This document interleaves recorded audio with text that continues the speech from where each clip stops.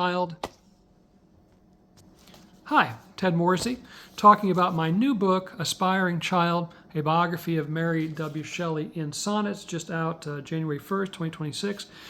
And, one of the decisions I had to make as I was working on the book, I had written the sonnets, 103 of them, but eventually whittled that down to 100. But I'd written the sonnets between January 2025 and essentially June 2025.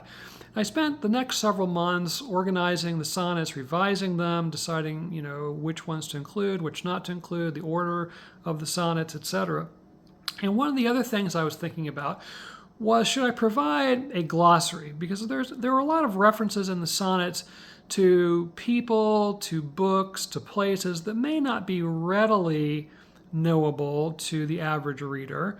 And so I thought, well, maybe I'll provide a glossary, put that in the back of the book. And I actually wrote a glossary last summer, trying to keep it pretty bare bones, just focusing on what someone might want to know in regard to this person or that book or that place, so that they could make maybe a little more sense of a particular reference in a sonnet.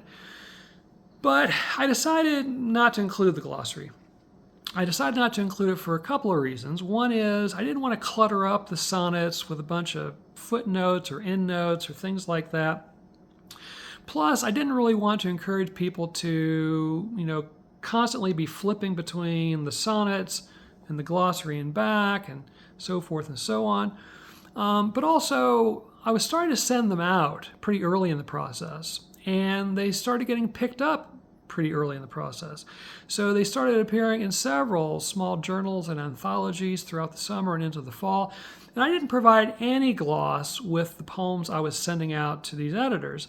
And yet, these editors seemed to be responding to them enough that they want to publish them. And none of the editors came back and said, gosh, really like this sonnet, but who's this person? And maybe we should provide a little bit of a gloss for that.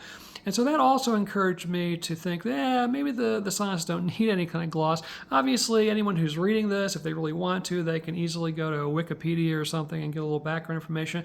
But I really don't think it's necessary. I think you can read the sonnets and appreciate them, on their own without necessarily having to be well-versed in every single person, every single book mentioned, every single place that's mentioned, and so on. I think the basic idea and the emotions that I really was trying to get at will be perfectly clear, even without a lot of footnotes, endnotes, glossary, that kind of thing. So see what you think. Check out Aspiring Child, a Biography of Mary W. Shelley in Sonnets. As I've said in other videos, you can go to my website, tedmorrissey.com, and you can find links to some of the sonnets that appeared in online journals. You can read a sampling and see how you feel about whether they need some extra gloss or not. Otherwise, check out the book, and thanks for listening.